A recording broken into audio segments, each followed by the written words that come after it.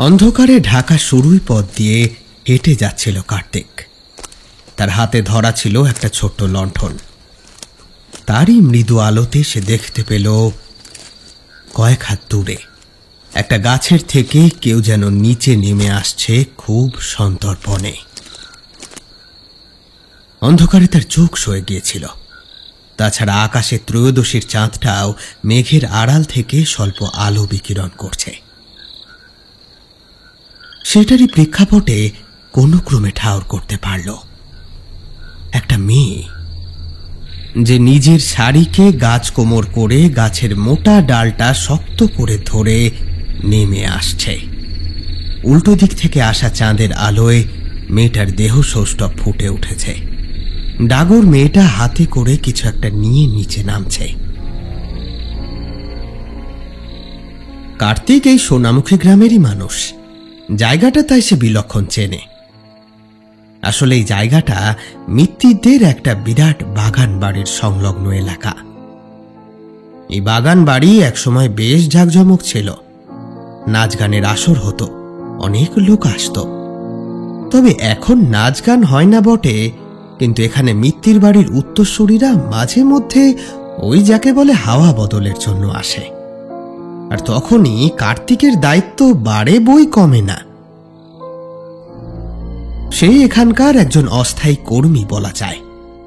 জংলা বাগান বাড়ির রক্ষণাবেক্ষণ, আগাছা কেটে জঙ্গল পরিষ্কার রাখা এবং ফল পাকড় চুরির থেকে রক্ষা করা, এইসব কাজের জন্যই কার্তিককে বর্তমানে এই বাগান বাড়ির কেয়ারটেকার হিসাবে নিযুক্ত করেছে মালিক সুখেন্দু বাবু। মিত্তিরদের কয়েকজন সদস্যরা থাকে 5 ক্রোশ দক্ষিণে যে মণিহারি গ্রাম আছে সেইখানে। সেখানে প্রতি মাসের শুরুতে কার্তিক গিয়ে তার বরাদ্দ মাইনের টাকাটা বুঝে নেয়। তো সে যাই হোক, কার্তিক এখন মিত্তিরদের বাগান বাড়ির দিকেই যাচ্ছিল। কাছাকাছি আসতেই বাগান বাড়ির পিছন দিকের নারকেল গাছটার কাছে গোলমালটা চোখে পড়ল তার। থমকে দাঁড়িয়ে পড়েছে সে। ওদিকে ততক্ষণে মেয়েটাও গাছের থেকে একটু একটু করে নিচে নেমে সোজা হয়ে দাঁড়িয়েছে। এখন সে তার এক হাত দিয়ে খোপাটা ঠিক করছে। মেয়েটার আদল কিঞ্চিত দেখতে পাচ্ছে কার্তিক, আর তাতেই তার দস্যিপনার বহরটা আন্দাজ করতে পারে সে। গ্রামে এমন দস্যি মেয়ে আছে বলে তো কার্তিকের নজরে আসেনি। এমনিও কার্তিক বিকেলের পর থেকেই বাগান বাড়িতে থাকে বলে ফল পাকড় চুরি করার পরিমাণ এখন অনেক কমেছে। সেখানে একটা মেয়ে সন্ধ্যের দিকে এসেছে ফল চুরি করতে। কেমন যেন একটু খটকা লাগে কার্তিকের। এক মুহূর্ত দাঁড়িয়ে থেকে এবার সে হাঁক পাড়ে, এই কে রে ওখানে? বাবুদের বাগান থেকে ফল পাকড় চুরি করতেছিস? কে ওখানে? বেরিয়ে আয় বলতেছি, বেরিয়ে আয়। এই কথা বলতে বলতে হাতে ধরা লাঠিটা নিয়ে গাছের দিকে এগিয়ে গেল কার্তিক।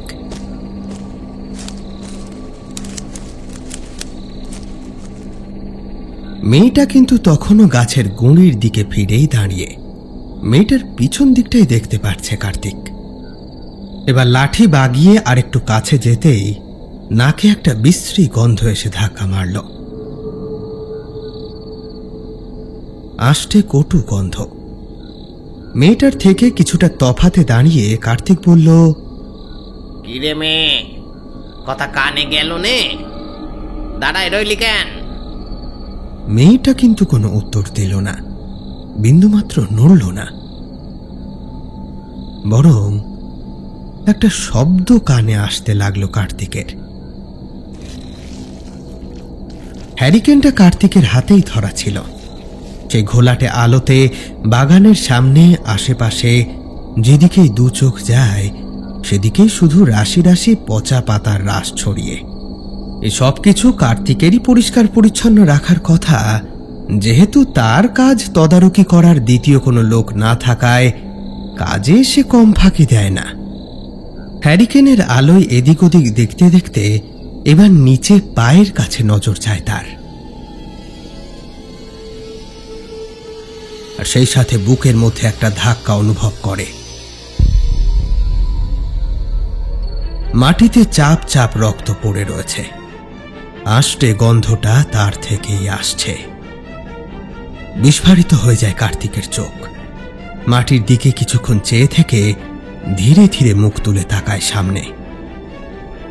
সেই সাথে তার বিস্ফারিত নেত্রদয়ে এবার আতঙ্ক বাসা বাঁধে। কাঠ হয়ে যায় সে। তার দিকে পিছন করে দাঁড়িয়ে থাকা মেয়েটা কখন যেন তার দিকে ঘুরে তাকিয়েছে।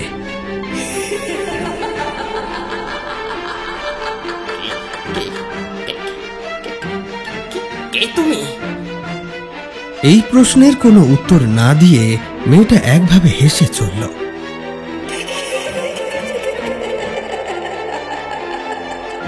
কার্তিক খেয়াল করল মেয়েটার হাতে ধরা আছে একটা পাখির বাসা। আধ খাওয়া পাখির সদ্যজাত বাচ্চা সহ সেই খড়কুটোর বাসাতে এখন পড়ে রয়েছে চাপ চাপ রক্ত।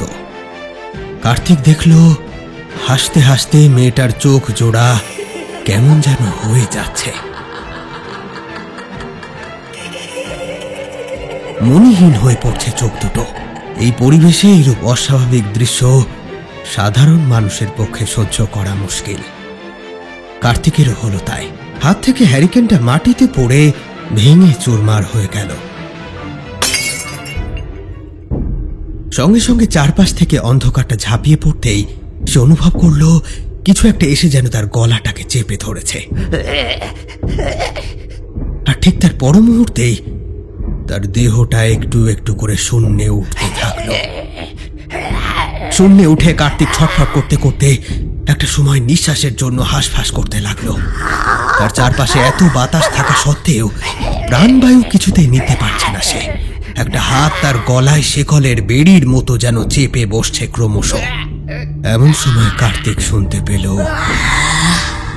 কতদিন পরে নাগালের মধ্যে একটা মানুষকে পেলাম। এটা আমাকে মন্ত্র শক্তিতে বেঁধে রেখেছে বলে আমি এখান থেকে বেরিয়ে শিকার করতে পারিনি। কিন্তু আমার ভাগ্য ভালো, শিকার এসেছে নিজেই আমার কাছে। এইবার তো তোকে কেউ এখান থেকে নিয়ে যেতে পারবে না।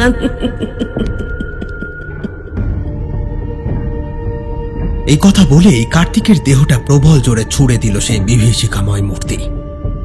দেহটা আছড়ে এসে পড়ল নারকেল গাছের গুড়ির ওপর। মাথা ফেটে রক্ত ঝরতে শুরু করলো কার্তিকের। সে যে উঠে গিয়ে ওই বিপজ্জনক স্থান ছেড়ে পালাবে, নিজেকে নিরাপদ করবে, সে উপায়ও নেই। চারপাশে জমাট বেঁধে আছে অন্ধকার। তার দৃষ্টিগোচরে কিছুই নেই। তবে সে অনুভব করতে পারল অন্ধকার ঘনিয়ে আসা ঠিক আগের মুহূর্তে যে বিভীষিকাকে সে তার সামনে দেখেছে, সেই মূর্তি, সেই অদ্ভুত দর্শনা নারী মূর্তি এক পা করে তারই দিকে এগিয়ে আসছে। না, অন্ধকারে তাকে দেখা যাচ্ছে না, কিন্তু ওই যে শুকনো পাতা মারিয়ে পায়ের শব্দটা এগিয়ে আসছে তারই দিকে। সেই বিভীষিকা এবার তার কাছে পৌঁছে একেবারে তার বুকের ওপর চেপে বসল। তারপর অসহায় হয়ে পড়ে থাকা কার্তিককে এতটুকু সচেতন হওয়ার সুযোগ না দিয়ে তার ওঠা নামা করা বুকের ওপর ধারালো নখের এক মোক্ষম আঁচড় বসিয়ে দিল। একটা কষ্টদায়ক আর্তনাদ বেরিয়ে আসলো কার্তিকের মুখ দিয়ে। আমায় মারতেছো কেন? আমায় মারো না, আমায় মারো না। আমি কি করেছি? আমি কি করেছি তোমার? আমার যে বড় খিদে রে, বড় খিদে। তোকে যদি আমি ছেড়ে দিই তাহলে আমার কি হবে? আমাকে ওইভাবে কষ্ট দিয়ে শেষ করার সময় কি মনে ছিল না এই বাগান বাড়ির প্রতিটি সদস্যদের উপর নেমে আসবে ধীরে ধীরে আমার রোষ? আমাকে জাগিয়ে তুলে সে একদিকে ভালো করেছে, তেমনি আবার ভুলও করেছে। আমি এইবার যাকে সামনে পাবো তাকেই শেষ করে দেব, তাকেই শেষ করে দেব এবার। দূর থেকে ভেসে এলো শেয়ালের করুণ ডাক। আকাশে থাকা এক ফালি চাঁদটাকেও কালো মেঘের দল ঢেকে দিল। শোঁসো করে বইতে থাকা বাতাসটা থেমে গেল। যন্ত্রণায় কাতরাতে কাতরাতে কার্তিক অনুভব করল তার দুই হাত ধরে দুইজন তাকে তুলে দাঁড় করাচ্ছে। না, যে স্পর্শ সে দুই হাতে পাচ্ছে সে কোনো মানুষের স্পর্শ হতে পারে না। তীব্র শীতল ঘেন্নাত্মক সে স্পর্শ। কার্তিকের শরীরটা নিয়ে এবার তারা এগিয়ে চলল। কোন দিকে যাচ্ছে, কোথায় বা নিয়ে যাচ্ছে তাকে কিছু বুঝে উঠতে পারে না কার্তিক অন্ধকারে কিছুই দেখতে পারছিল না। এমন সময় আচমকায় আলোর মতো কোনো কিছু উদ্ভাসিত হয়ে উঠল। এতক্ষণ অন্ধকারে থাকার পর হঠাৎ এইরূপ আলোর তীব্রতায় দৃষ্টিশক্তি ধাঁধিয়ে গেল তার। খানিক পর একটু স্বাভাবিক হতেই সে দেখল তার সামনে কয়েক ফুট খোদাই করা মাটির কবর। ওই কবরটা যে তারই জন্য খোঁড়া হয়েছে ততক্ষণে কার্তিক সেটা বুঝে গিয়েছে। জ্ঞান হারানোর ঠিক আগের মুহূর্তে সে প্রবল একটা ধাক্কা অনুভব করল পিছন থেকে। শেষ চিৎকার করে কার্তিকের শরীরটা গর্তের মধ্যে আছড়ে পড়ল।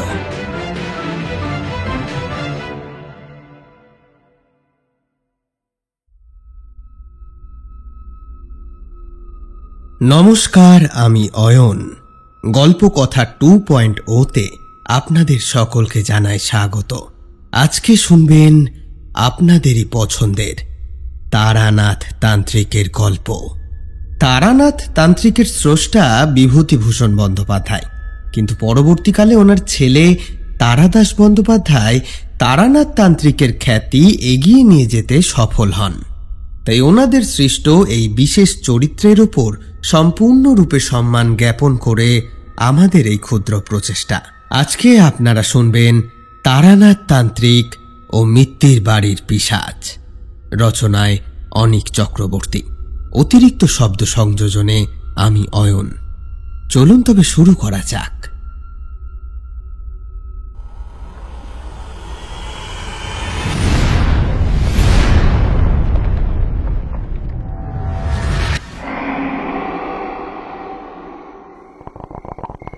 তারানাথের বৈঠকখানার ঘরে আমাদের সান্ধ্যকালীন আড্ডাটা বেশ জমে উঠেছে। তারানাথ হুকোই টান দিতে দিতে বলল, ঠান্ডাটা এবার বেশ জমিয়েই পড়েছে, কি বলো কিশোরী? কিশোরী পরনের শালখানা বেশ করে গায়ে জড়িয়ে নিয়ে কাঁপতে কাঁপতে বলল, সে আর বলতে ঠাকুর মশাই, যা ঠান্ডা পড়েছে। বাবারে, এই ফিনফিনে ছালে তো কিছুই মানাচ্ছে না। ভুল হয়ে গিয়েছে, আরো কিছু গরম বস্ত্র চাপিয়ে তারপর পথে বেরোবার দরকার ছিল। আচ্ছা ঠাকুর মশাই, শরীরকে গরম করে রাখার কোনো তন্ত্রক্রিয়া আছে? সেইটে বলুন তো আজকে দেখি, চট করে শরীরটা একটু গরম করে ফেলি। এই রে, আমি ভেবেছিলাম তারানাথ কিশোরীর রসিকতায় চটে গিয়ে উঠেই যাবেন আর আজকের গল্প বলার আসরও হবে পণ্ড, কিন্তু উনি সেটা করলেন না। স্বভাবসিদ্ধভাবেই নিজের হুকোই পরপর দুটো টান দিয়ে তারপর মুখ থেকে হুকোটা সরিয়ে বললেন, একদম সম্ভব। তেমনটা অনেকেই করে থাকে। তোমরা তো গৃহী মানুষ, অল্প শীতেই কেমন কাবু হয়ে পড়ো, কিন্তু আমি দেখেছিলাম এমন অনেক সাধকদের, এমনকি যোগীদেরও, যারা বরফ পড়ছে তবুও গায়ে কিচ্ছুটি দেয়নি। সম্পূর্ণ নিরাভরণ তাদের দেহ। আসলে যৌগিক মন্ত্র বলে নিজেদের দেহ তারা ভেতর থেকেই গরম করতে সমর্থ, তাই বাইরের কোনো আভরণের প্রয়োজন নেই। তো যাগে, সেই সব কথা এখন না হয় থাক। তোমরা তো নিশ্চয় কোনো গল্পের খোঁজে এসেছো, হ্যাঁ?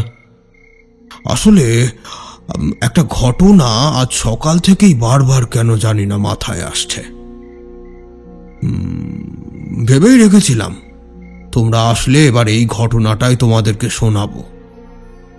আমরা মনে মনে প্রস্তুত হলাম। চারি এরই মধ্যে তেল জবজবে মুড়ি আর তেলে ভাজা দিয়ে চলে গেল। তারানাথ এবার শুরু করলেন। সেইবার আমি অনেক দিন সাধু সঙ্গ করার পরে নিজের বাড়িতে ফিরব বলে মনস্থির করেছিলাম। ততদিনে হিমালয় দর্শন করে ফেলেছি আমি। তাছাড়া কয়েকদিন ধরে ঘুমের মধ্যে গুরুর একটা নির্দেশ পাচ্ছিলাম, যেন তিনিও বোধহয় আমাকে বাড়ি ফেরার নির্দেশই দিচ্ছিলেন। সুতরাং আর কাল বিলম্ব না করে আমি গ্রামের বাড়িতে পৌঁছালাম। বাকিদের কথা বলতে পারি না, তবে অনেকদিন পর মা আমাকে দেখে যারপন্নায় খুশি হয়েছিলেন। তো তারপর নিজ ভদ্রাসনে শান্তিতে একে একে দিন কাটতে লাগলো। এরই ভেতর একদিন পুকুর থেকে স্নান সেরে সদ্য গৃহদেবতাকে পূজার জন্য আসন পেতে বসেছি, এমন সময় আমার মা আমাকে ডেকে বলে উঠলেন, ওরে তারানাথ, দেখ তো, বাইরের বৈঠকখানার ঘরে একজন তোর সাথে দেখা করতে এসেছে। উনি এর আগেও বহুবার তোর খোঁজে এসেছে, কিন্তু তুই কখন কোথায় থাকিস তা তো বলা মুশকিল, তাই আমাকে অনেকবার ওনাকে ফিরিয়ে দিতে হয়েছে। যা বাবা, একবার ওনার সাথে দেখা করে আয়। অগত্যা গৃহদেবতার কাছে ক্ষমা চেয়ে আমি উঠে পড়লাম। বৈঠকখানায় গিয়ে দেখি সেখানে আরাম কেদারায় একজন বসে আছেন। সুদর্শন এক ছেলে, বয়স 30-32 হবে। কেমন যেন আনমনা হয়ে বসেছিল সে। আমার পায়ের শব্দে তার চটকা ফিরল। কর জোরে নমস্কার করে আসন ছেড়ে উঠে পড়লেন। আমিও প্রতি নমস্কার করে তাকে পুনরায় বসার ইঙ্গিত করলাম। ভদ্রলোক এবার আমাকে বললেন, নমস্কার ঠাকুর মশাই, আমি অনেক দূর থেকে আসছি। আমার নাম জয়প্রকাশ চাটুর্যে। প্রায় অনেক দিন ধরে ঘোরাঘুরি করে এই আপনার দেখা পাওয়া গেল। যাই হোক, আপনার মূল্যবান সময় নষ্ট করবো না, আসল কথাটাই বলি।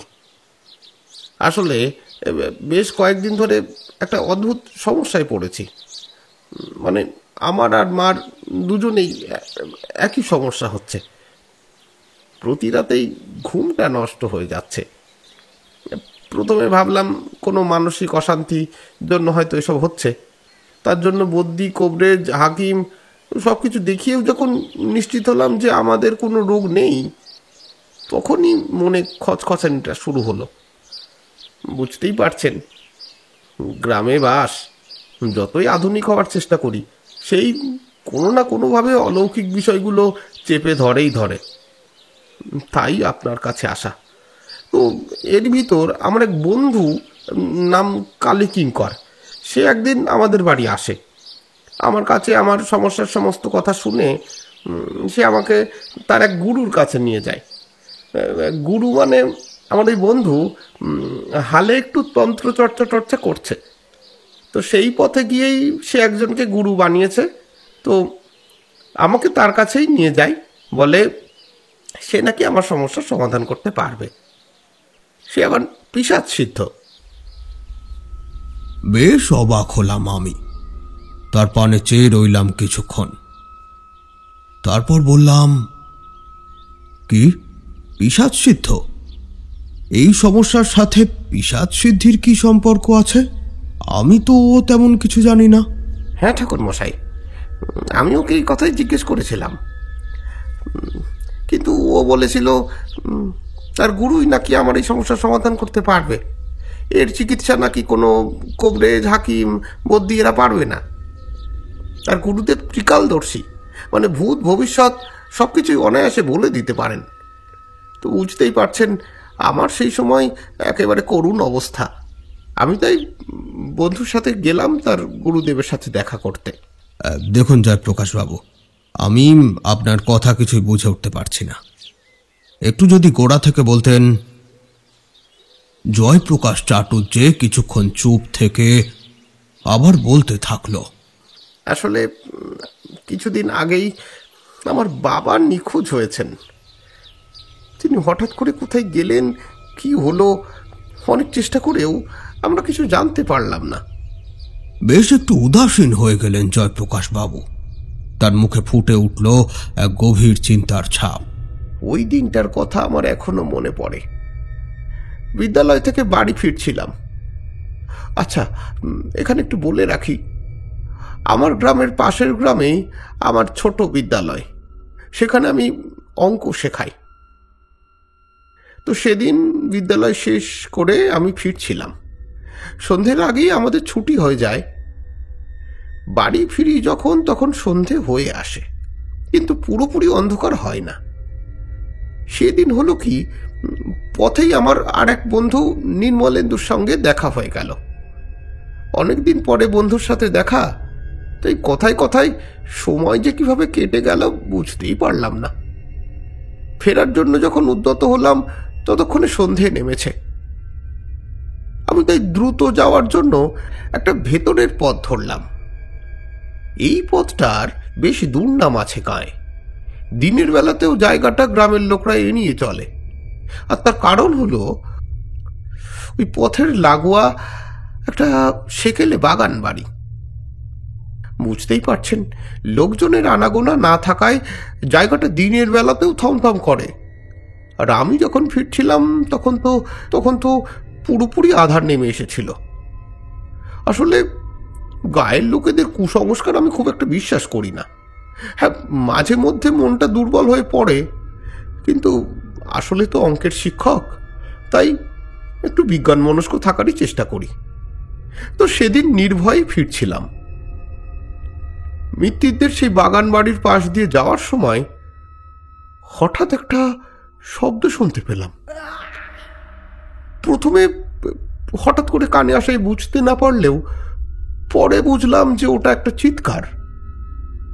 বিশ্বাস করুন ঠাকুর মশাই, আমি স্পষ্ট শব্দটা শুনেছিলাম, আর আমি শুনেই বুঝতে পেরেছিলাম যে ওটা আমার বাবার গলার আওয়াজ।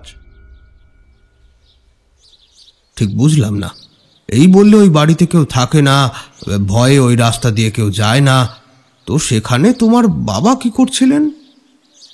ওহো, আপনাকে তো বলাই হয়নি। আসলে ওই বাড়িটা ছিল মিত্তিরদের কেউ কেউ মাঝে মাঝে এখনো এসে ও বাড়িতে কিছুদিন কাটিয়ে যায়। আমাদের গ্রামে নদী পুকুর সবই তো আছে, মাছ ধরারও অঢেল মাছ, তাই প্রকৃতির কোলে কিছুদিন থেকে ঘুমিয়ে হাওয়া বদল করে যায় আর কি।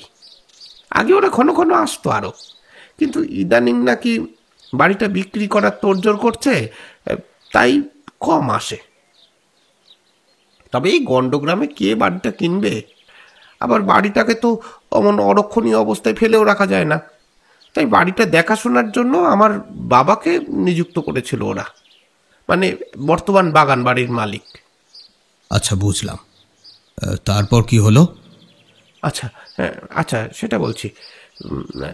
মিত্তিরদের সেই বাড়ি থেকে কাজকর্ম সেরে বাবা ফিরতেন রাত্রি করে, কিন্তু অদ্ভুত ব্যাপার কি জানেন, গায়ের সকলে ওই বাড়ি নিয়ে কুৎসা রটালেও বাবা তো সন্ধ্যের পর প্রায় দিনই ওখানে থাকতেন।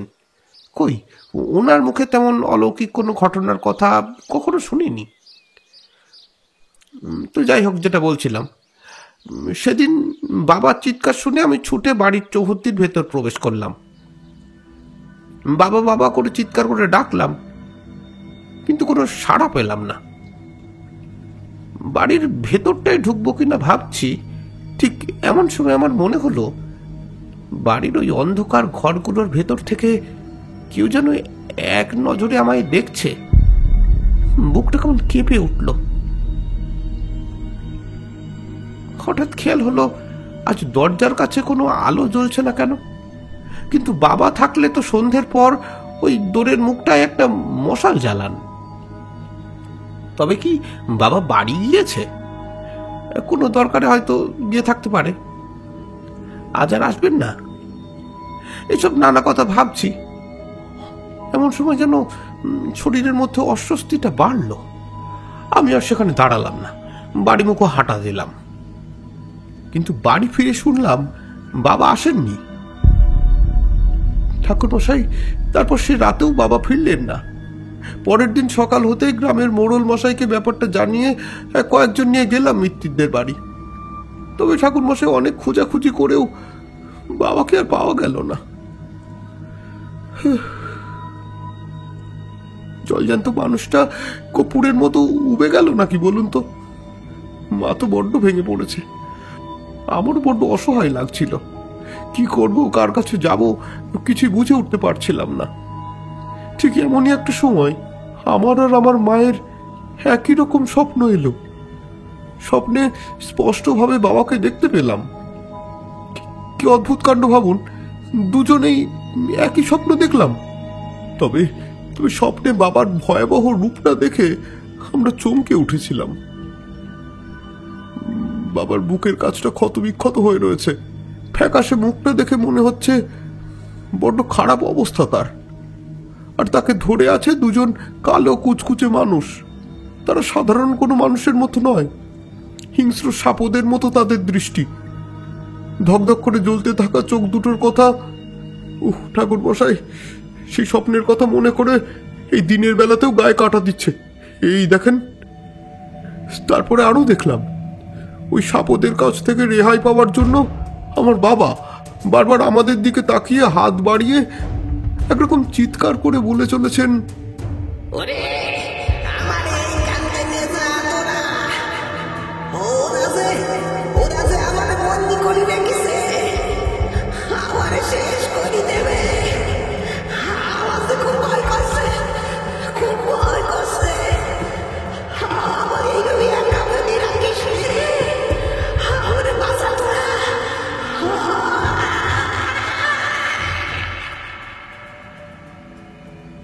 এই কথাটা বলার পরই মরণ আর্তনাদ করে বাবা মিলিয়ে যাচ্ছেন স্বপ্ন হতে।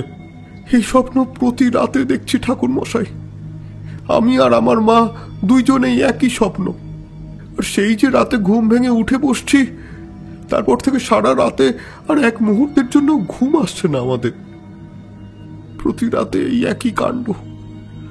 এভাবে কাহাতক চলে বলুন তো ঠাকুর মশাই?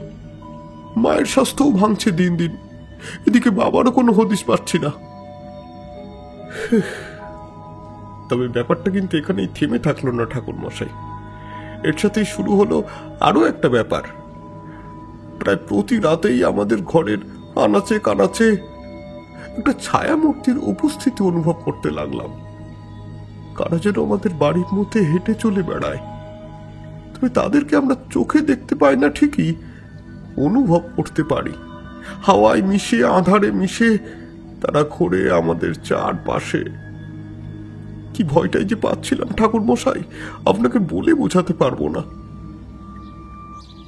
আচ্ছা, ওই মিত্তির বাড়ির মালিকেরা এখন কোথায় থাকেন? যতদূর শুনেছিলাম ওনারা থাকেন কলকাতায়। বেশ, এবার বলুন আপনার ওই বন্ধুর আগমন হলো কি করে? এসব কিছু যখন ঘটে চলেছে, এরই ভেতর একদিন আকস্মিকভাবে আমার বাড়িতে এসে হাজির হলো আমার সেই বন্ধু। তারপর তো যা যা কাণ্ড হলো সেগুলো আগেই আপনাকে বললাম। এরপর যা হওয়ার, আমাকে সে অনুরোধ করলো এই সমস্যার থেকে তাকে উদ্ধার করার জন্য। আমি কিছুতেই ওকে বুঝিয়ে উঠতে পারলাম না যে আমি অত্যন্ত সাধারণ মানুষ, কোনো জাদুকরী ক্ষমতা আমার নেই। একটা সময় তার ওই পর্বত প্রমাণ আকুতি মিনতির সামনে নিজেকে বড্ড অপ্রস্তুত বলে মনে হচ্ছিল। তাছাড়াও তার বাচন ভঙ্গিতে এমন এক ভাব যেন তার যাবতীয় সমস্যার সমাধানের চাবিকাঠি এই আমার হাতে রয়েছে। আমার ভিটেতে পা রাখলেই যেন তার সমস্ত কষ্ট দূর হয়ে যাবে। অগত্যা আমি যখন তাকে বোঝাতে অক্ষম হলাম যে আমি কোনো বিরাট তন্ত্র সাধক নই, তখন নিজেকে বোঝালাম এই বলে যে আমার সঙ্গ পেয়ে কেউ যদি একটু স্বস্তির নিঃশ্বাস ফেলতে পারে তবে তাই সই। তবে সেদিন বেলা গড়িয়ে গিয়েছিল, তাই তাকে প্রস্তাব দিলাম রাতটুকু আমাদের বাড়িতে কাটিয়ে পরের দিন সকাল সকাল রওনা হওয়ার। সেও দেখলাম এক বাক্যে রাজি। আমাদের বাড়িতে অতিথিদের থাকার জন্য একটা আলাদা ঘর ছিল, ওখানে সে রইল। নৈশ ভোজনের পর আমি একবার জয়প্রকাশকে দেখতে গেলাম, ওর কোনো অসুবিধা হচ্ছে কিনা। তবে সেখানে গিয়ে দেখলাম এক অন্য দৃশ্য। দেখলাম জানলার দিকে মুখ করে বসে আছে সে। খুব সম্ভবত তারার জানলার মাঝে মেঝেতে মোমবাতি জাতীয় কিছু জ্বলছে। একটা ক্ষীণ হলদেটে আলো ছড়িয়ে আছে গোটা ঘরে। পিছন থেকে দেখে ঠিকঠাক বোঝা না গেলেও মনে হলো মালা জপ করছে সে। তো আমি এই দেখে আর ডাকাডাকি করলাম না, ফিরে এলাম। সে রাতে আমার নিজের জব শেষ করে যখন আমি বিছানায় ওঠার তোড়জোড় করছি, ওই সময় জয়প্রকাশের একটা চিৎকার শুনলাম। আমার ঘর থেকে ওর ঘরটা দেখা যেত। আমি দরজা খুলে ওর ঘরের দিকে এগিয়ে যাচ্ছিলাম, এমন সময় হঠাৎ মনের মধ্যে কে যেন একটা অশনি সংকেত বাজিয়ে দিল। ততদিনে মধুসুন্দরী দেবীর কৃপায় বিপদের আগাম সংকেত পাওয়ার ক্ষমতা অর্জন করেছিলাম। তাই তৎক্ষণাৎ আর কিছু না ভেবে আমি গাত্রবন্ধনটা করে নিলাম। তারপর ঘরের কাছে গিয়ে দরজায় ঠেলা মারতেই খুলে গেল সেটা। আমার সাথে আনা হ্যারিকেনের আলোটা সাথে সাথে ছড়িয়ে পড়ল ঘরে। দেখলাম জয়প্রকাশ খাটের উপর উঠে বসেছে, আর তার ঠিক মাথার উপরের দেওয়াল থেকে ওটা কি ঝুলছে। থমকে দাঁড়িয়ে পড়লাম। ওদিকে জয়প্রকাশ আমাকে দেখে এক লাফে খাট থেকে নেমে আমার পিছনে এসে দাঁড়ালো। অন্ধকার ঘরের মধ্যে আমার হাতে থাকা হ্যারিকেনের আলোটা কিছুটা থিতু হতে বুঝলাম ওটা একটা মেয়ে, আর মেয়েটা ঘরের দেওয়াল থেকে উল্টো ভাবে ঝুলছে। তার লম্বা এলো চুল সোজা মাটি স্পর্শ করছে। হ্যারিকেনের আলো তার শরীর স্পর্শ করতেই সে এক লাফে দেওয়াল থেকে নেমে এক অদ্ভুত ভঙ্গিতে মেঝেতে এসে পড়ল। অনেক উঁচু থেকে টিকটিকি মেঝেতে পড়লে যেমন ক্ষণিক থম মেরে চুপচাপ পড়ে থাকে, ঠিক একই রকম ভাবে কিছুক্ষণ ওই ভঙ্গিতেই বসে রইল সে। তারপর ধীরে ধীরে মুখ তুলে চাইল আমার পানে। উফ, কি ভয়ঙ্কর তার সেই রূপ! এই এত বছর পর সে দৃশ্য যেন এখনো আমার চোখের সামনে ভাসছে। হলদেটে চোখগুলো দপ দপ করে জ্বলছে, মুখের মাংসগুলো খসে পড়ে বেরিয়ে এসেছে হাড়। সেখানে খেলছে একটা প্রায় নিঃশব্দ পৈশাচিক হাসি। পরক্ষণেই হাসতে হাসতে সেই নারকীয় মূর্তি হঠাৎ দেহটা সোজা রেখে হাত পা সম্পূর্ণ পিছনে মুড়ে এক অদ্ভুত ভঙ্গিতে দেওয়ালটা ধরল। তারপর আবারও তরতর করে উপরে উঠে যেতে থাকলো। ততক্ষণে আর চোখে আমি একবার জয়প্রকাশের ভাবখানা দেখে নিলাম। সে বেটা ঠক ঠক করে কাঁপতে আরম্ভ করেছে। আমিও কম অবাক হইনি। আমার এই বাড়িতে যেখানে গৃহদেবতার অধিষ্ঠান, সেখানে ওই অপশক্তি এলো কি করে, এই ভেবেই ভেতর ভেতর অস্থির হচ্ছে। মনে মনে তাই একবার মধুসুন্দরী দেবীকে স্মরণ করলাম। কাজও হলো সঙ্গে সঙ্গে। মনের যে ভীত সন্ত্রস্ত ভাব সেটা কেটে গেল। কিছুটা জোর অনুভব করলাম তৎক্ষণাৎ। আর তার বলেই আমি শটান জিজ্ঞেস করলাম, কে তুই? এই ছেলেটার পিছু কেন নিয়েছিস? দেওয়ালে উল্টো ভাবে হেঁটে বেড়াতে থাকা সেই মেয়ে এবার থমকে দাঁড়ালো। কড়মড় করে ঘাড় আমার দিকে ঘুরিয়ে বিশ্রী ভঙ্গিতে বলল, ও আমাকে জব করে ডেকে এনেছে, তাই আমি এসেছি। এখন আমি ওর দেহ থেকে যতক্ষণ না প্রাণ শক্তি হরণ করে নিচ্ছি, ততক্ষণ এখান থেকে যাব না আমি যাব না। এ কথা শুনে আবারও আমার অবাক হওয়ার পালা। নিচে তাকাতেই দেখলাম যে বিছানায় আমি জয়প্রকাশকে শুতে দিয়েছিলাম তার চাদরে লেপ্টে রয়েছে শ্মশানের চিতার ছাই। আরো একটু নজর ঘোরাতেই ঘরের মধ্যে দেখতে পেলাম আরো দুটো জিনিস। একটা কঙ্কালের মাথার উপর রাখা নিভে যাওয়া মোমবাতির অবশিষ্টাংশ, খাটের পাশে দেখলাম কুশাসন, আর একটা হাড়ের মালা। তার মানে এগুলো নিয়েই জব করছিল এতক্ষণ জয়প্রকাশ। তবে আশ্চর্য হলাম এটা ভেবে যে এসব সে শিখল কোথায়। এই যে সর্বনেশে জিনিস। এই অবসরে একটু অন্য মনস্ক হতেই অমনি সেই পিশাচিনি দেয়াল থেকে আমাকে লক্ষ্য করে ঝাঁপ দেয়। তার ধারালো নখ দিয়ে আমার টুটি চেপে ধরতে চায় সে, কিন্তু গাত্রবন্ধন থাকায় তাকে প্রতিহত হতে হয়। কয়েক হাত দূরে গিয়ে ছিটকে পড়ে তার পৈশাচিক শরীর। ঠিক এমন সময় দেখলাম ঘরের মধ্যে কোত্থেকে যেন কতগুলো চামচিকির আগমন ঘটেছে। ঝটাপটা করতে শুরু করেছে তারা। দেখতে দেখতে তাদের সংখ্যা বাড়ল। শয়ে শয়ে চামচিকি আমাকে ঘিরে ধরতে উদ্যত হলো।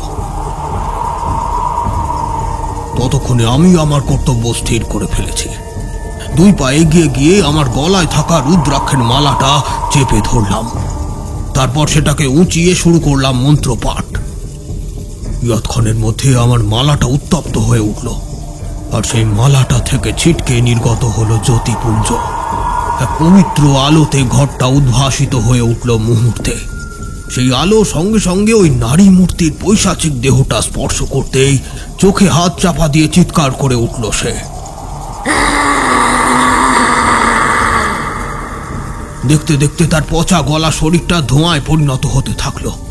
তারপর একটা সময় বাতাসে মিশে ঘরের মধ্যে পাক খেতে থাকলো প্রবল বেগে সেই কালো ধোঁয়া। ঘরের কোণে একটা পাত্রে গঙ্গা জল রাখাই থাকে। আমি সেদিকে এগোলাম। এবার পাত্রটা এবার হাতে তুলে নিয়ে সে গঙ্গার জল পুরো ঘরে ছিটিয়ে দিলাম। তারপর এগিয়ে গিয়ে খুলে দিলাম জানলা। সঙ্গে সঙ্গে প্রবল গতিবেগে সেই কালো ধোঁয়া জানলার শিক গলে বেরিয়ে গেল বাইরে। আর তার থেকেও আশ্চর্য কি ঘটলো জানো বিভূতি? ওই বিছানাটায় যেটা একটু আগে ছাই ভস্য লেপ্টে থাকতে দেখেছিলাম, মুহূর্তে সেগুলোও যেন কোথায় মিলিয়ে গেল। সব হয়ে উঠল আবার আগের মতো স্বাভাবিক। হ্যারিকেনের সলতেটা উস্কে দিয়ে আমি মাটি থেকে এবার মরার খুলিটা তুলে নিলাম, আর হাতে নিতেই শিউরে উঠলাম আমি। ততক্ষণে আমরা গল্পে এমনই ডুবে গিয়েছি যেন সবকিছুই চোখের সামনে দেখতে পাচ্ছি। কিশোরী কোনো মতে বলল, কেন ঠাকুরমশাই? ততদিনে সাধন মার্গে যতটুকু এগিয়েছিলাম তাতেই বুঝে গেলাম সে মাথা ছিল আসলে চণ্ডালের মাথা। এবার যেন আমি 2 2 4 করতে পারলাম। কেন যে সেই পিশাচি বলেছিল তাকে ডেকে আনা হয়েছে এটা কিছুটা পরিষ্কার এখন। আসলে জয়প্রকাশ শুতে যাওয়ার আগে জপ করছিল, আমি দেখেছিলাম সেটা। কিন্তু এখন বুঝতে পারছি সেটাই অশুভ শক্তির ধ্যান। তবে আমি জানতাম জয়প্রকাশ এটা সম্পূর্ণ অজান্তেই করছে। এই পিশাচকে সে নিজের অজ্ঞানেই সঙ্গে করে নিয়ে বেড়াচ্ছে। আমি এবার বাইরে বেরিয়ে এলাম। আমাকে দেখে জয়প্রকাশ হাত জোর করে কাচুবাচু ভঙ্গিতে দাঁড়ালো। আমি কোনো রকম ভনিতা না করেই তাকে জিজ্ঞেস করলাম, এ মন্ত্র তোমাকে কে দিল?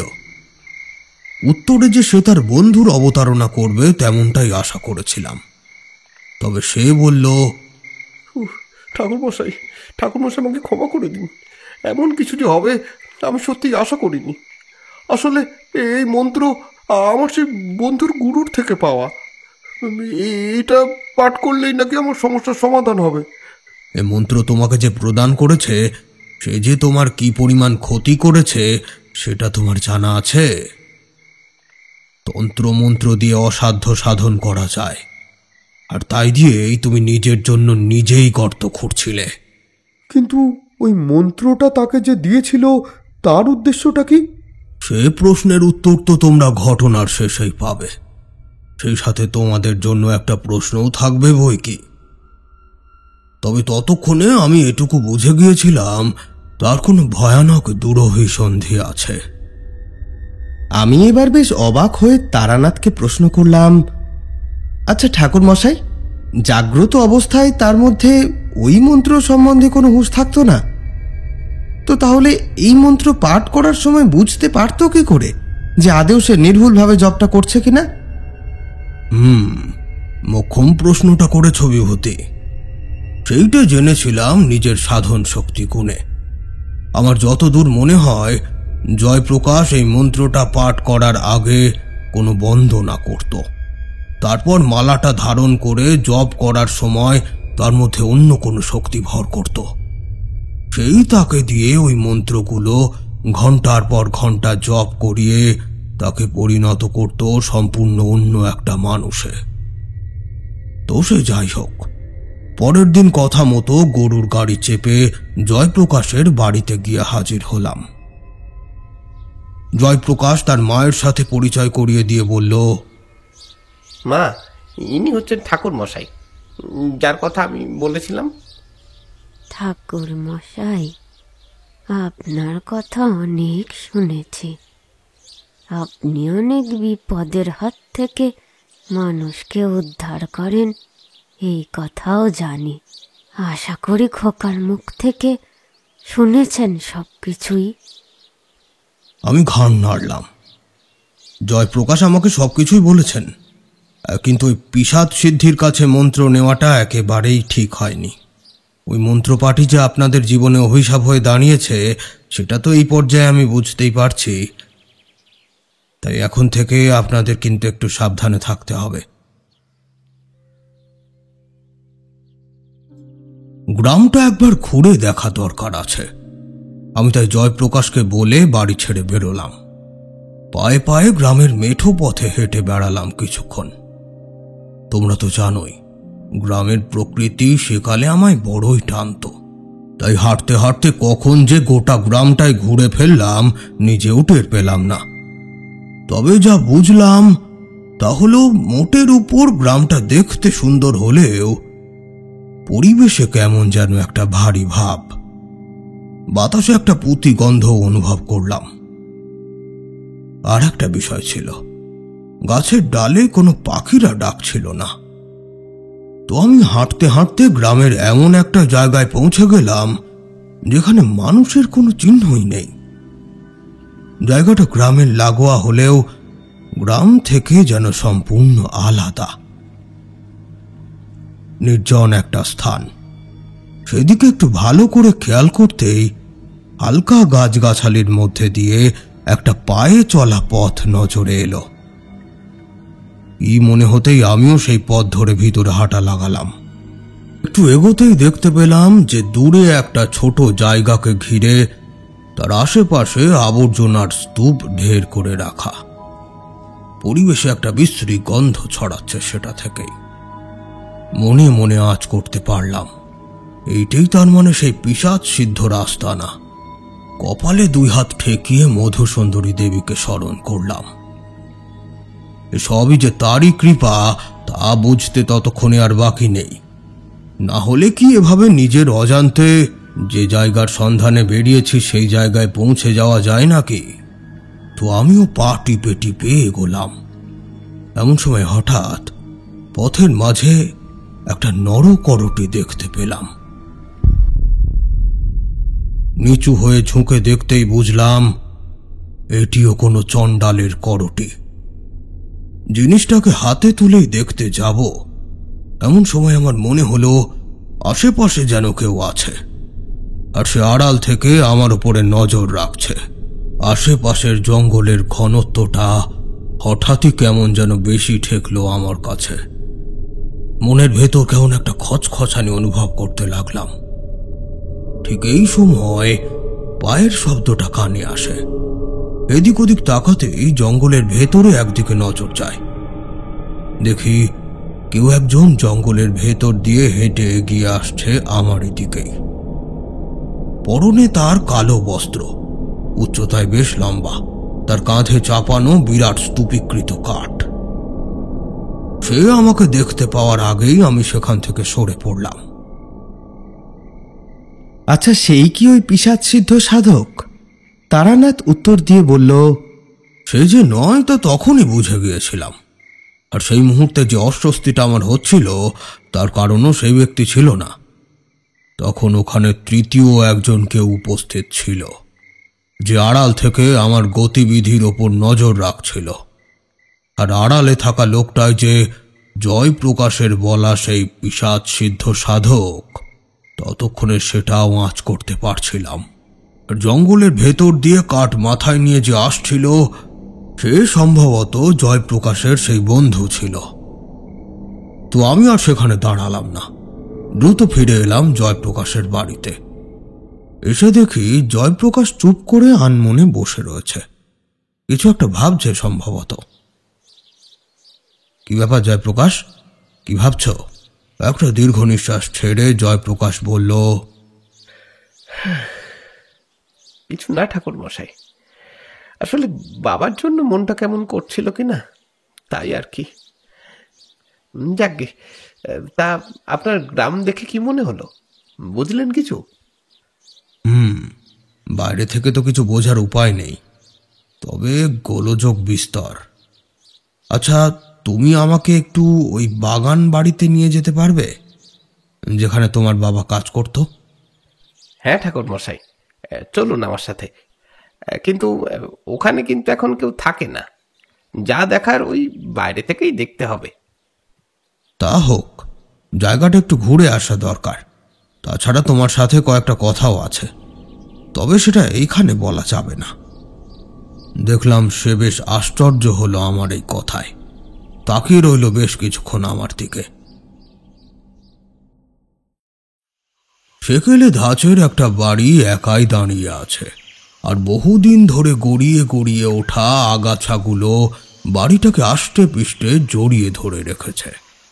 দেখলে বোঝা যায় যে এককালের শখের বাগান যত্নের অভাবে এখন সম্পূর্ণ নষ্ট। আমি এইবার আশপাশটা দেখতে দেখতে এগোলাম। জয়প্রকাশ দূরে দাঁড়িয়ে রইল।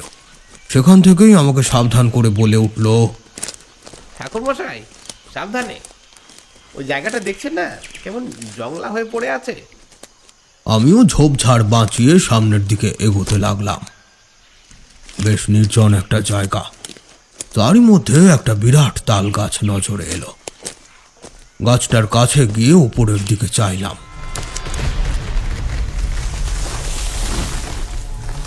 মুহূর্তের ভগ্নাংশ। আমি যেই না মুখ তুলে চেয়েছি, অমনি বিনা ঝড়ে ওই গাছের একটা বিরাট পাতা শুদ্ধ ডাল দ্রুত বেগে নেমে এলো আমার মাথার দিকে। ভাগ্যিস সময় মতো সরে যেতে পেরেছিলাম, না হলে সেই দিন একটা বড় সড় দুর্ঘটনা ঘটে যেতে পারত। এবার আমি বাতাসে একটা আষ্টে গন্ধ অনুভব করলাম। দেখতে দেখতে গন্ধটা বাড়ল। পিছনে তাকিয়ে জয়প্রকাশকে দেখে বুঝলাম সে ঘোর চিন্তার মধ্যে আছে। তবে গন্ধটা বোধহয় সে তখনও পায়নি, কেবল আমি পাচ্ছি। সেই সাথে এটাও বুঝলাম কেউ হয়তো আমার এই অনুপ্রবেশ পছন্দ করছে না। আমি তৎক্ষণাৎ মধুসুন্দরী দেবীকে স্মরণ করলাম। আবারও ফল হলো সঙ্গে সঙ্গে, স্নায়ুগুলো যেন স্থির হলো। এবার আমি সামনে এগিয়ে চলার আগে পিছনে দাঁড়িয়ে থাকা জয়প্রকাশকে ডেকে নিলাম। জয়প্রকাশ, তুমি আমার সাথে আসো, ভয় নেই, কিছু হবে না। ভয় নেই বললাম বটে, কিন্তু তাতে জয়প্রকাশ খুব একটা আশ্বস্ত হতে পারল না। সে ভীত সন্ত্রস্তের ন্যায় এগিয়ে এলো। এবার আমি নিজের আর জয়প্রকাশের গাত্র বন্ধন করে নিলাম। এরপর দুইজনে মিলে কিছু দূর এগোতেই একটা জিনিস আমার নজরে এলো। আমি জয়প্রকাশের দৃষ্টি সেদিকে আকর্ষণ করে বললাম, দেখো তো, এই গামছাটা চিনতে পারছো নাকি? জিনিসটা হাতে তুলে নিতেই বিস্ফারিত হয়ে গেল জয়প্রকাশের চোখ। আরে আরে, এটা তোমার বাবার গামছা, এইটা এইখানে। ঈশ্বর, এটা এখানে কি করছে? কথাটা শেষ হলো না, বরং ছেলেটা হাঁটু মুড়ে ধপ করে মাটিতে বসে পড়ল। তার আশঙ্কা অমূলক নয়, আমারও মন বলছিল তেমনই কিছু হয়তো ঘটেছে। আমি এবার ওইখানের কিছুটা মাটি তুলে নিয়ে সেটা মন্ত্রের মাধ্যমে শুদ্ধ করে মুঠির মধ্যে বন্ধ করে চোখ বুজে রইলাম। এটি তন্ত্রের একটা এমন ক্রিয়া যার মাধ্যমে যে কোনো জায়গার মাটি পরীক্ষা করে সেখানে কি ঘটেছিল তার একটা ইঙ্গিত পাওয়া যায়।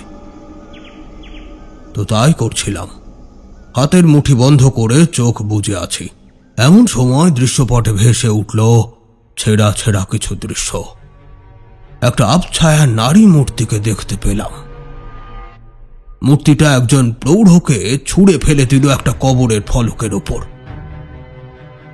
প্রচন্ড আঘাতে সেই প্রৌঢ়র কপাল ফেটে গলগল করে রক্ত বেরোতে আরম্ভ করেছে।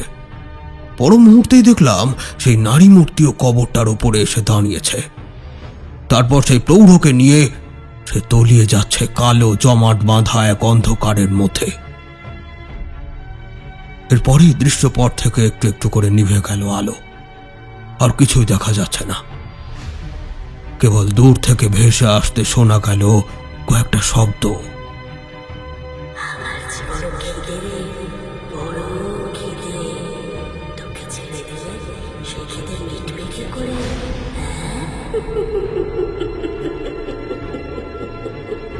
চোখ খুলতেই আমি বাস্তবের মাটিতে ফিরে এলাম। ততক্ষণে আমার আর বুঝতে বাকি নেই, একটু আগে আমি যে প্রৌঢ়কে দেখেছি তিনিই ছিলেন জয়প্রকাশের বাবা। কারণ তার সাথে জয়প্রকাশের মুখের ভীষণ মিল, যেমনটা বাবা ছেলের মধ্যে হয়ে থাকে। এবং এটাও বুঝলাম যে মানুষটা আর বেঁচে নেই। মুশকিলটা হলো এবার সন্তানের চোখের দিকে তাকিয়ে তার পিতার মৃত্যুর খবরটা আমি দেব কি করে। এদিকে আমি চোখ খুলতেই দেখলাম কিছু একটা ভালো সংবাদ শোনার প্রবল আগ্রহ নিয়ে জয়প্রকাশ চেয়ে আছে আমার দিকে। আমি তার সাথে নজর মেলাতে পারলাম না। সত্য এমনই কঠিন এমনই কঠিন যে সামনের মানুষটাকে পীড়া দেবে জেনেও তাকে গোপন করা যায় না। ঠাকুর মশাই, কি দেখলেন ঠাকুর মশাই? আমি চুপ করে মাথা নামিয়ে দাঁড়িয়ে রইলাম। কি হলো ঠাকুর মশাই, এমন চুপ হয়ে গেলেন কেন? কি দেখলেন সেটা বলুন। বাবার কোনো খোঁজ পেলেন? কি বুঝলেন বলুন ঠাকুর মশাই। মনে মনে পরম করুণাময়ী মাকে স্মরণ করলাম। মা, আমায় শক্তি দাও, না হলে এত কঠিন শব্দগুলো যে উচ্চারণ করতে পারবো না। একটা দীর্ঘশ্বাস নিয়ে ধীরে ধীরে মাথা তুললাম। তবে জয়প্রকাশের চোখের দিকে চাইতে পারলাম না। দূরের একটা গাছের দিকে দৃষ্টি রেখে বললাম, জয়প্রকাশ, তোমার বাবার পঞ্চত্ব প্রাপ্তি ঘটেছে। এই কথাটা শুনে জয়প্রকাশের মুখের কি অবস্থা হয়েছিল সেটা আমি বলতে পারবো না, কারণ তখন আমি ইচ্ছাকৃতভাবে অন্যদিকে চেয়ে। পিতৃবিয়োগের কষ্ট আমিও যে জানি, তাই সেটার মুখোমুখি আবার হওয়ার সাহস নেই। এভাবে নিস্তব্ধ কয়েকটা মুহূর্ত কাটার পর জয়প্রকাশ বোধহয় একটু নিজেকে সামলে নিয়েছিল। তাই সে বলল, তাহলে ঠাকুর মশাই, বাবার দেহটা, সেটা থেকেও কি আমায় বঞ্চিত হতে হবে? বড্ড বেদনা জাগলো হৃদয়ে, বুকের ভেতরটা মোচড় দিয়ে উঠল। এবার আর না তাকিয়ে পারলাম না। চেয়ে দেখি জয়প্রকাশের চোখে জল টল টল করছে। তার সেই প্রশ্নের উত্তর আমার কাছে ছিল না। তবুও যেন আমার নিজের অজান্তেই আমাকে কেউ চালনা করল। আমি বললাম, এ বাড়িতে কি কখনো কোনো গোরস্থান ছিল? দেখলাম জয়প্রকাশ একটিও কথা না বলে আমাকে নিয়ে চলল।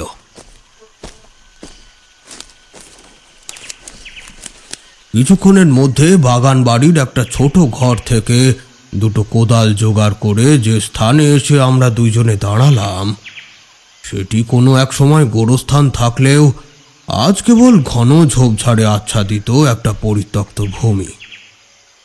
চারিদিকে চোখ বোলাতে বোলাতে হঠাৎই আমার মাথাটা কেমন যেন চক্কর দিয়ে উঠল। আমার ষষ্ঠ ইন্দ্রিয় ক্রমাগত আমাকে ইঙ্গিত দিয়ে যাচ্ছিল যে কিছু একটা ঘটতে চলেছে। তবে তখন সেই ইঙ্গিত আমি ধরতে পারিনি, কারণ আমার নজর চলে গিয়েছিল ওই পরিত্যক্ত ঝোপঝাড়ে আচ্ছাদিত ভূমির থেকে উঁকি মারতে থাকা একটা ফলকের দিকে। ভালো করে এবার আরেকটু খেয়াল করতেই ওই রকম আরো কয়েকটা ফলককে দেখলাম উঁকি মারতে, কবরস্থানে যেমনটা থাকে। একটু এগোতেই ওদেরই একটার গায়ে গভীর রক্তের ছোপ দেখতে পেলাম।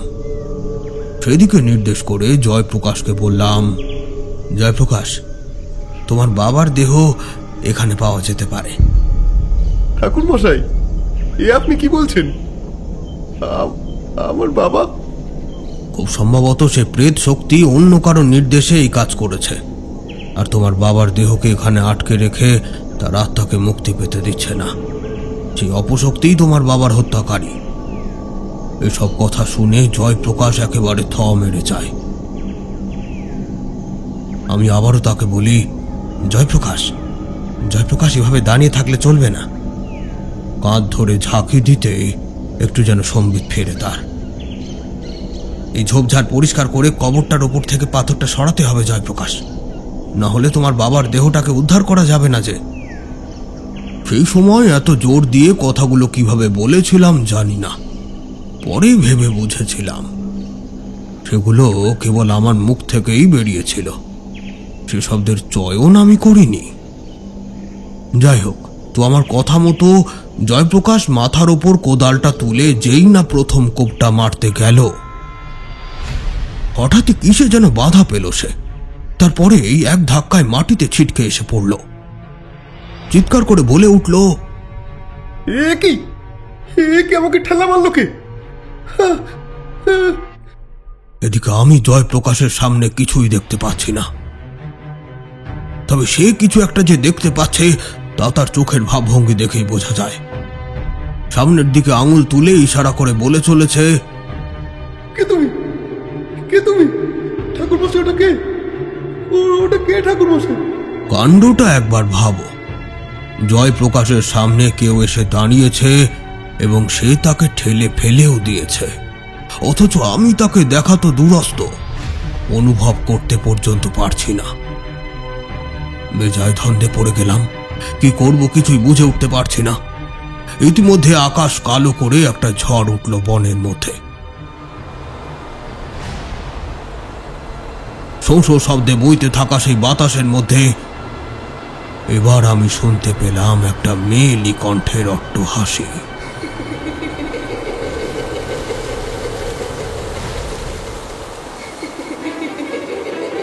শব্দটা বাতাসে ভর করে বারবার আমার কানে এসে আছড়ে পড়ছে যেন।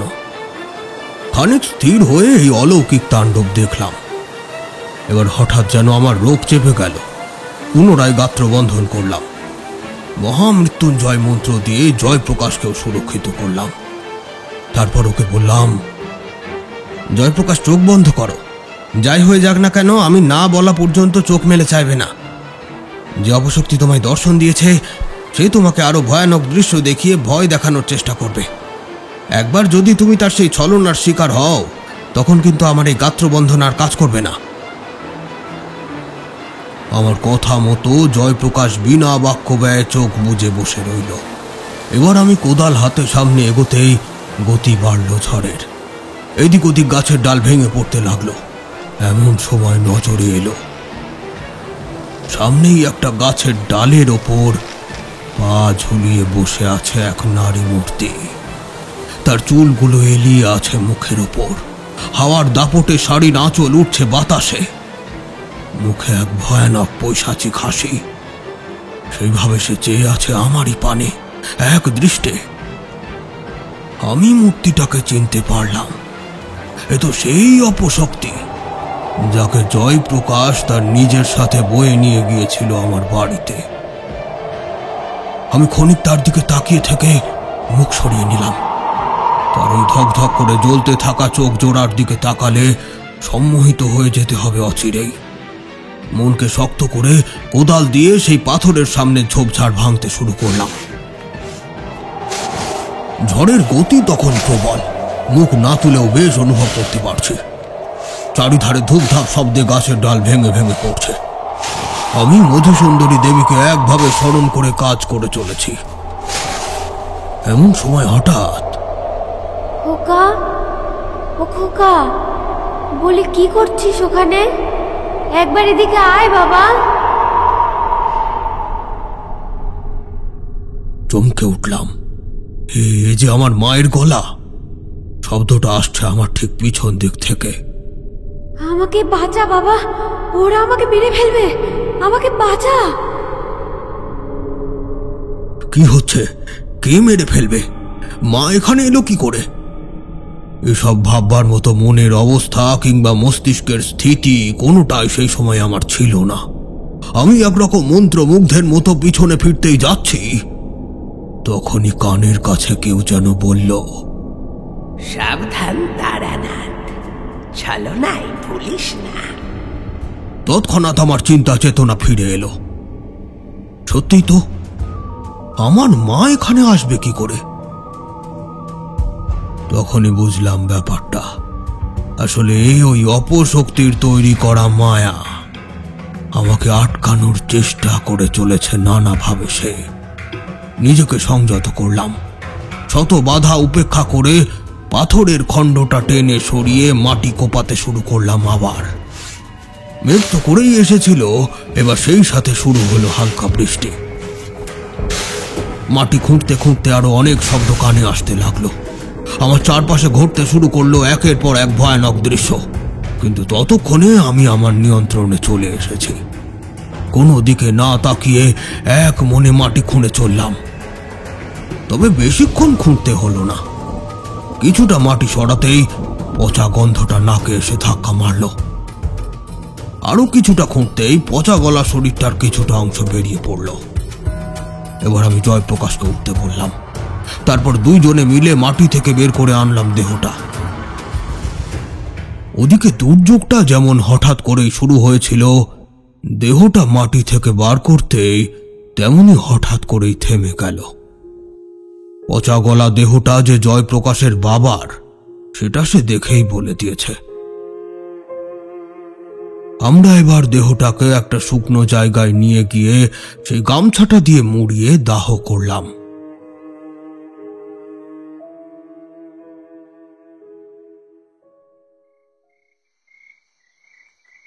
তখন সবে সন্ধ্যের অন্ধকার গাঢ় হয়েছে। আমি জয়প্রকাশের বাড়ির উঠোনে পাতা একটা ক্যাম্প খাটে বসে।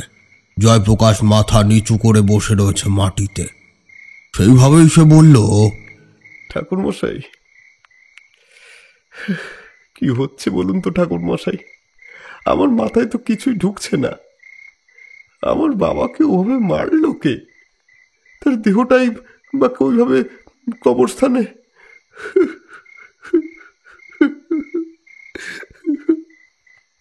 আমি শান্তভাবে বললাম, দেখো জয়প্রকাশ, তোমার পিতাকে হত্যা করেছে ওই বাগান বাড়িতে যে অপশক্তি আছে সে।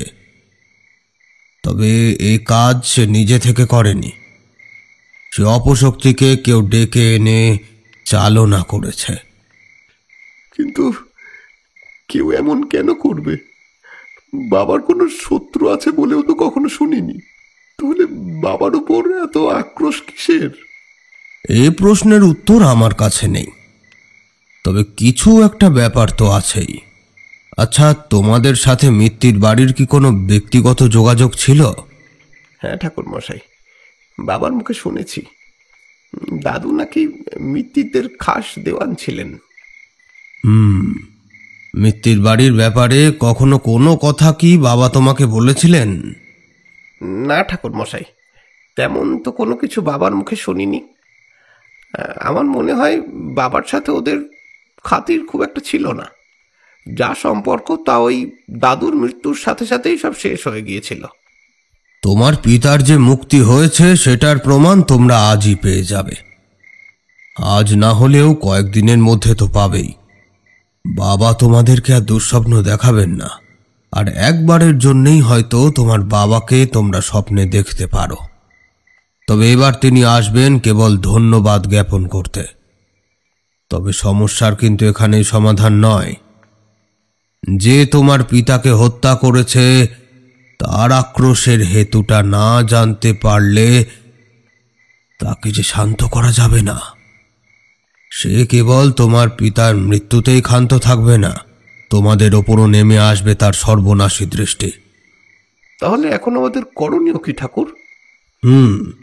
সবকিছু জানার একটা পথ আছে, তবে সেটা খুবই বিপজ্জনক। আগামীকাল আমি এই বাড়িতে একটা যজ্ঞে বসবো, আর সেই যজ্ঞের সামগ্রী তুমি আমায় জোগাড় করে দেবে। আমি কাল সকালেই তোমাকে বলবো আমার ঠিক কি কি লাগবে। তবে হ্যাঁ, কাল সন্ধ্যের পর মাকে নিয়ে তোমার কিন্তু আর এই বাড়িতে থাকা চলবে না, অন্য কোথাও চলে যাবে। কালকে রাতটা এ বাড়িতে আমি একা থাকবো। কি পারবে তো? পারবো ঠাকুর মশাই, কিন্তু আপনি একা। সেই নিয়ে তুমি চিন্তা করো না জয়প্রকাশ, মা আমায় নিশ্চয় পথ দেখাবেন।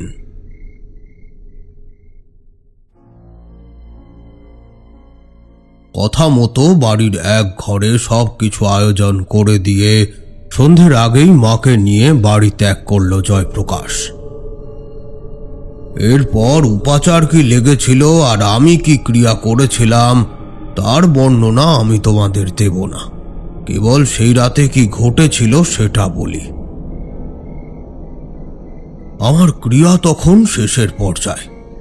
এমন সময় বন্ধ ঘরের বাইরে থেকে ছন ছন করে নুপুরের শব্দ ভেসে এলো। মনে হচ্ছে ধীরে ধীরে দালান দিয়ে সে একবার হেঁটে যাচ্ছে দূরে, আবারও ফিরে এসে দরজার সামনে দাঁড়াচ্ছে। এমনই কয়েকবার করে দরজার সামনে থামল নুপুরের শব্দটা। নির্জন নিস্তব্ধ পরিবেশ, বাইরে থেকে অনবরত ভেসে আসছে ঝিঁঝি পোকাদের ডাক। বাড়িতে আমি একা, এবং আমার দরজায় যে এসে দাঁড়িয়েছে সে যে আমার কোনো শুভাকাঙ্ক্ষী নয় সেটা তো বুঝতেই পারছ। তবে এটাও ঠিক, যে এসেছে তাকে আমি ডেকে এনেছি, তাই এখন তো আর ঘাবড়ালে চলবে না। নিজের স্নায়ুর উপর নিয়ন্ত্রণ রেখে যজ্ঞ বেদিতে সোজা হয়ে বসলাম। এক একটা মুহূর্ত যেন এক একটা দিনের মতো কাটতে লাগলো। তারপর একটা সময় হঠাৎই দরজাটা খুলে গেল। প্রথমে দরজার বাইরে একটা জমাট বাঁধা অন্ধকারকে দেখতে পেলাম, তারপরেই তার ভেতর থেকে বেরিয়ে এলো একটা রক্তাক্ত পা, তারপর আর একটা পা। এবার ধীরে ধীরে ফুটে উঠল মূর্তিটা। পরনে তার মলিন হয়ে যাওয়া শাড়ি, বিভৎস উগ্র রূপ, সারা শরীর দিয়ে গড়িয়ে পড়ছে তাজা রক্ত। অবয়বটা ঘরের মধ্যে পা রাখতেই ঘরের উষ্ণতা বদলে গিয়েছে। দপদপ করে কাঁপতে শুরু করেছে যজ্ঞের আগুন। সেই কম্পমান আগুনেই আমি পরিষ্কার দেখতে পাচ্ছি আমার সামনে এসে দাঁড়িয়েছে এক নারকীয় বিভীষিকা মূর্তি। নারী শরীরটা আমার ঠিক সামনে, আমার থেকে কিছুটা তফাতে এসে দাঁড়ালো। সঙ্গে সঙ্গে ঘরের মধ্যে একটা ঝড় উঠল যেন। কালো বাতাস বার কত পাক খেয়ে ঘুরে ঘুরে এসে আছড়ে পড়তে থাকলো যজ্ঞের আগুনের ওপর। এদিকে আমি একটা করে দ্রব্য আগুনে নিক্ষেপ করে চলেছি আর মন্ত্র পড়ছি। যজ্ঞের আগুনটা এক প্রকার নিভে গিয়ে আবার পরক্ষণেই লাফিয়ে লাফিয়ে উঠছে, যেন স্পর্ধার বিরুদ্ধে গর্জে উঠছে আর একটা স্পর্ধা। একটা সময় হঠাৎ সেই নারী মূর্তি অট্টহাস্য করে উঠল।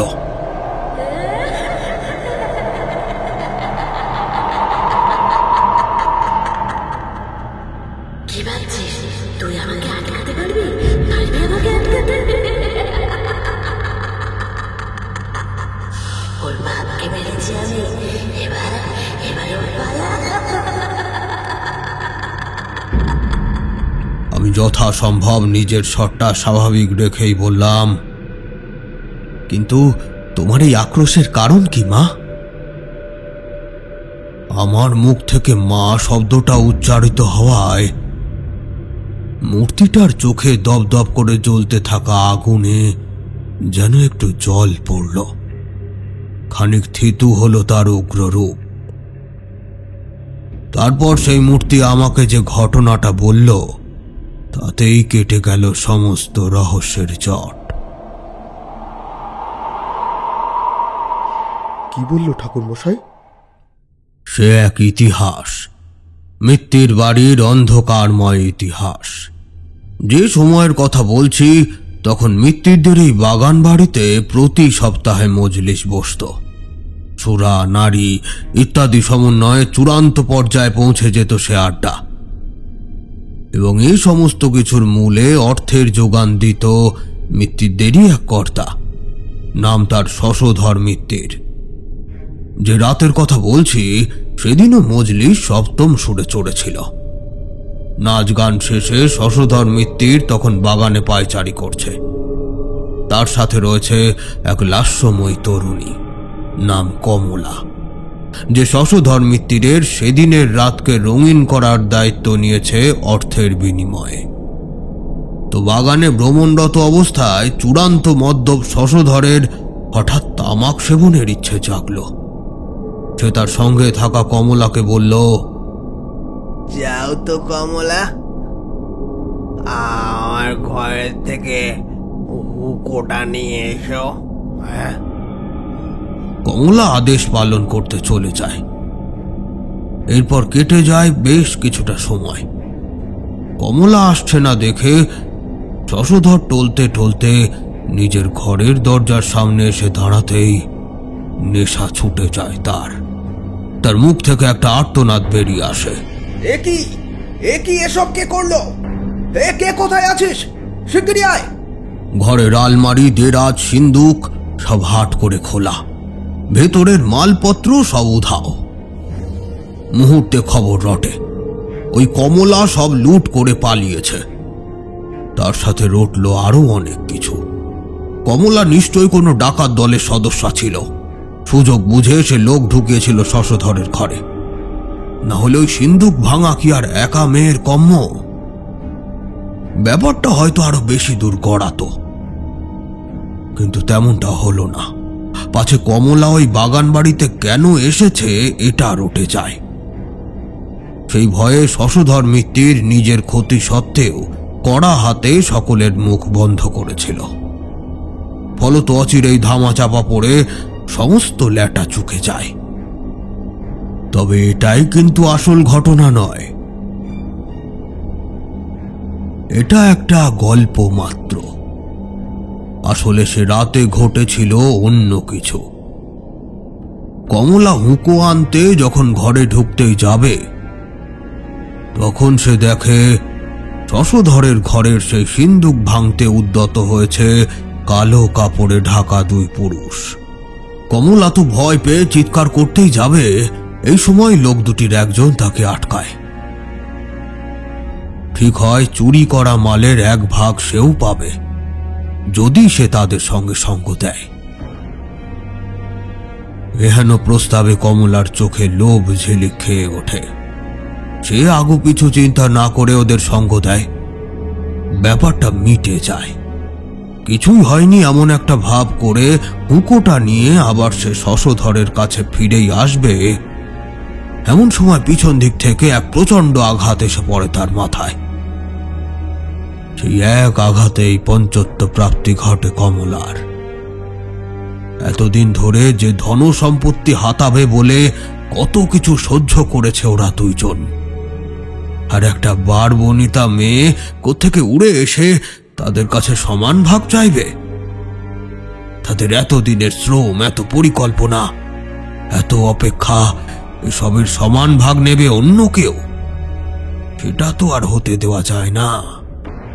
তাই তার ভাগে মৃত্যু রেখে তার নামেই সমস্ত দোষ চাপিয়ে নিঃশব্দে তাকে সরিয়ে দেওয়া হলো এবং তার দেহটাকে পুঁতে রাখা হলো ওই বাড়ির বাগানেই। তবে এর পরেও কিন্তু সমস্যা শেষ হয় না। বলে না, লুট করা ধন হজম করা কঠিন। তার একটা অলিখিত অঘোষিত অভিশাপ থাকে, যেটা নেমে আসবে। যে দুজন মিলে সমস্ত ঘটনা ঘটালো, তাদেরই একজন অপরজনকে খুব বুদ্ধি করে ফাঁকি দিল। সমস্ত লুট করা ধন নিজের করে নিল সে, আর অপরজন সর্বশান্ত হয়ে নিজের মধ্যে বপন করলো এক ভয়ানক প্রতিশোধ স্পৃহা। আমরা বাক রুদ্ধ হয়ে বিস্ফারিত নেত্রে ঠাকুরমশায়ের বলে যাওয়া কথাগুলো গিলছিলাম। মাথার মধ্যে সব কেমন গোলমাল হয়ে যাচ্ছে যে। কিশোরীর দিকে তাকিয়ে দেখলাম তারও একই হাল। ঠাকুরমশাই আমাদের ফেলফেলে দৃষ্টি দেখে অবস্থাটা হয়তো বুঝতে পারলেন, তাই নিজেই আবার বললেন, এই যে জয়প্রকাশ, তার পিতামহ ছিলেন সেই দুইজনের একজন, যে অপরজনকে ফাঁকি দিয়েছিল। ফলে অপরজন যে সর্বহারা হয়ে নিজের মধ্যে প্রতিশোধের অগ্নি জ্বালিয়েছিল, সেই অগ্নি বহন করে তার পুত্র, যে কিনা জয়প্রকাশের বন্ধুর সেই গুরু, সেই পিশাচ সিদ্ধ সাধক। এতক্ষণে আমার মুখ দিয়ে শব্দ বেরুল, অর্থাৎ সেই কাপালিক। ঠাকুরমশাই সম্মতি জানালেন। তারপর একটু থেমে বললেন, আর সেই প্রতিশোধ নেওয়ার জন্য ওই কমলার অতৃপ্ত প্রতিশোধ পরায়ণ আত্মাকে জাগিয়ে তুলে চালনা করেছে জয়প্রকাশের পরিবারের ওপর। তারই ফলস্বরূপ পিতার কুকর্মের হেতু মরতে হলো জয়প্রকাশের বাবাকে। কি সাংঘাতিক ঠাকুর মশাই! শুধু কি সাংঘাতিক, এক কঠিন ধর্ম সংকটও বটে। ধর্ম সংকট? সেটা আবার কিসের জন্য? ধর্ম সংকট নয়। আচ্ছা একবার ভেবে বলো তো দেখি, এই যে 3টে মানুষের কথা বললাম, এরা তো সকলেই অসাধু। যে 2জন লুট করলো, মানুষ খুন করলো, তাদের একজন আবার তার সহকারীকে ফাঁকি দিল। আর কমলা, সেও অন্যায়কে সমর্থন করে লোভের বশে প্রাণ খোয়ালো। আর বর্তমানে তাদেরই উত্তরসূরি একে অপরের প্রতি আঘাত হানতে উদ্যত হয়েছে। এমতো অবস্থায় আমার কার পক্ষ নেওয়া উচিত? তোমরা আমার জায়গায় থাকলে কি করতে? এবার বুঝলাম ব্যাপারটা। আসলে আমরা সাধারণ মানুষ, ঠাকুর মশাইয়ের বিচার বুদ্ধির সাথে আমাদের এই মোটা মাথার চিন্তা পেরে উঠবে কি করে। তাই বললাম, ওসব আমাদের কম্য নয় ঠাকুর মশাই, আপনি কি করলেন সেটা আপনিই বলুন। শোনো তবে, সেদিন যে যজ্ঞের জন্য বসেছিলাম সেটা আর শেষ করলাম না। ভোরের আলো একটু ফুটতেই জয়প্রকাশের বাড়ি ছেড়ে বেরিয়ে পড়লাম। মিত্তিরদের বাগান বাড়িতে যখন পৌঁছালাম তখন আরো কিছুটা আলো ছড়িয়েছে। কমলা আমাকে আগেই বলেছিল তার দেহ কোথায় পুঁতে রাখা, তাই আমিও গত দিনের সেই কোদালটা নিয়ে জঙ্গলের সেই স্থানে খোঁড়াখুঁড়ি শুরু করলাম। আজকে যে এ কাজে কোনো বাধা আসবে না সেটা আমি জানতাম, তাই যা মনস্থির করেছি সেটা চটজলদি করে ফেললাম। এতদিনের দেহ মাটিতে মিশে একাকার হয়ে যাবে সেটাই স্বাভাবিক। তবু আমি মাটি খুঁড়ে চললাম, যদি কিছু পাওয়া যায়। মনে মনে মাকে স্মরণ করছি, মারে কিছু একটা পাইয়ে দে মা। বিশ্বাস করবে না, মা যেন সঙ্গে সঙ্গে আমার কথা শুনলেন। কিছুটা খুঁড়তেই চকচক করে উঠল একটা বস্তু। দ্রুত নিচু হয়ে সেটা হাতে তুলে নিতেই বুঝলাম সেটা কাচের চুড়ি বা ওই জাতীয় কোনো জিনিসের অংশ। আর এটা যে কমলার, সেটা আর বলার অপেক্ষা রাখে না। এরপর কি করণীয় সে আমি স্থির করেই রেখেছিলাম, সেই মতো কাজ করলাম। থলের ভেতর থেকে একটা ছোট মাপের লাল শালু বার করে ওই চুড়ির ভাঙা অংশ এবং ওই স্থানের কিছুটা মাটি তুলে সব শুদ্ধ সেই কাপড়ের মধ্যে রেখে সেটাকে একটা পুটলি মতো করে থলেতে ভরে নিলাম। তারপর সোজা হাঁটা লাগালাম বাড়ির পথে। কোনো না কোনো গ্রামের শ্মশান যে পথে পেয়েই যাব সেটা জানতাম। আসার সময় এক জায়গায় সাঁকো পার হতে হয়েছিল, অর্থাৎ নদীও মিলবে। এরপর আর কি, কমলার দেহের অংশ হিসাবে ওই পুটলিটা দিয়ে তার অন্ত্যেষ্টিক্রিয়া সম্পন্ন করলাম। নদীতে ভাসিয়ে শান্তি কামনা করলাম কমলার। তারপর ফিরে এলাম নিজের ভদ্রাসনে। এ কি ঠাকুর মশাই, আপনি কোনো রকম সুরাহা না করেই চলে এলেন? তোমরাই বলো, কি সুরাহা করতাম? আমার কি সত্যিই কিছু করা সাজে সেখানে? ওরা কিংবা ওদের পূর্বপুরুষেরা প্রত্যেকেই অন্যায় করেছে, আমি সেখানে কার পক্ষ নিতাম? কিন্তু আপনি যে কমলার পক্ষ নিলেন সেই বেলায়? বেচারি নিজের ভুল বুঝতে পেরেছিল, তবুও সে দোষ পেয়ে মরেছে বলে এত বছরেও তার আত্মার মুক্তি হয়নি। প্রতিহিংসার আগুনে দগ্ধে মরেছে সে।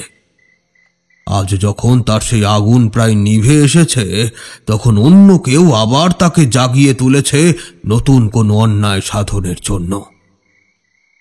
তাই আমি তাকেই মুক্ত করলাম। তবে এতে বাকিদেরও কি কিঞ্চিত উপকার হলো না? যে কাপালিক কমলার আত্মাকে চালনা করে জয়প্রকাশের ক্ষতি সাধনে উদ্যত হয়েছিল, সে তো আর কমলাকে পাবেই না।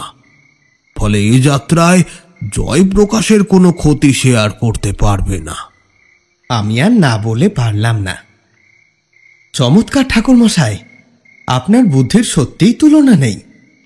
কিন্তু একটা কথা, এরপর জয়প্রকাশ তো আবার আপনার কাছে আসতেই পারে। সেই সময় ওরা হয়তো ভেবে থাকবে আপনি সে রাতে ভয় পেয়ে পালিয়েছেন, কিংবা আপনার কোনো ক্ষতি হয়ে গিয়েছে। সে নিশ্চয়ই আসতে পারত, কিন্তু আসেনি। অর্থাৎ এটা আমি ধরে নিতেই পারি যে তার জীবন থেকে সমস্যাগুলো দূর হয়েছে। তাছাড়া আমার বাড়ি এসে আমাকে পাবে অত সহজ? হ্যাঁ, ততদিনে আমি তো আবার বাড়ি ছেড়ে বেরিয়ে পড়েছি হে।